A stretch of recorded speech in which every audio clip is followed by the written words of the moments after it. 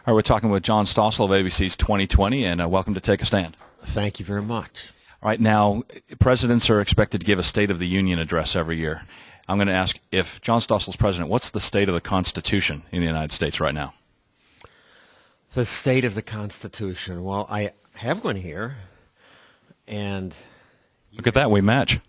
I think mine looks a little classier. You know, it's got the old print that the founders used. Well, and I have something to show you on my and for people on radio, they can't see. You just pulled out your pocket Constitution out of your suit jacket, and I did the same. But mine, I bet I have a good one for you. Mine, I'll let you read to everyone where it was printed. Printed in China. But that's okay. That's free trade. It can be printed in China, and then we have to pay less for the paper. But clearly something has gone wrong when that little document, and if you look at yours, how unbelievably thin it is, that built America. And now we have 55,000 pages of tax code and its regulations alone. I have a show on Friday, John Stossel's Politically Incorrect Guide to Politics.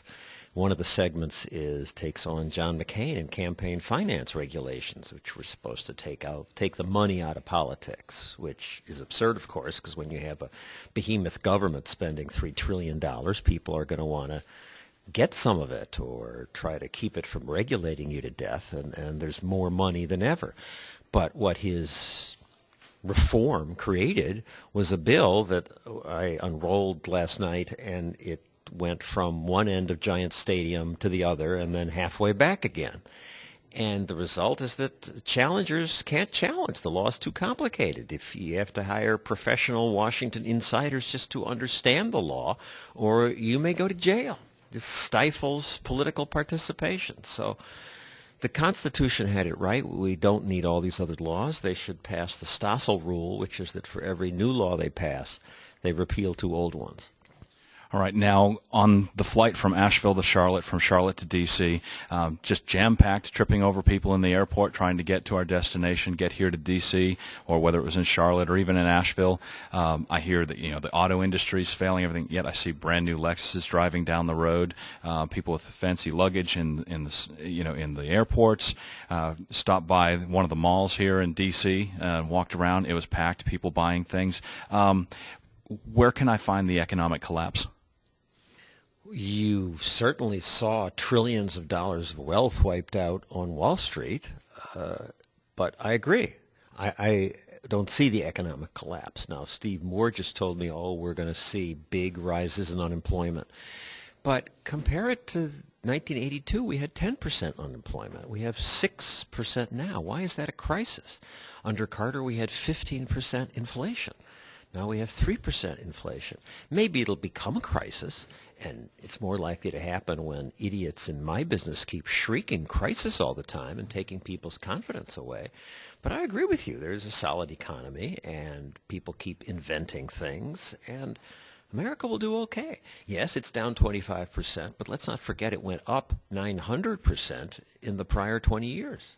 Well, and I think for a lot of Americans, if you don't have the money, you don't get to spend the money. Money that is not in hand is not real money.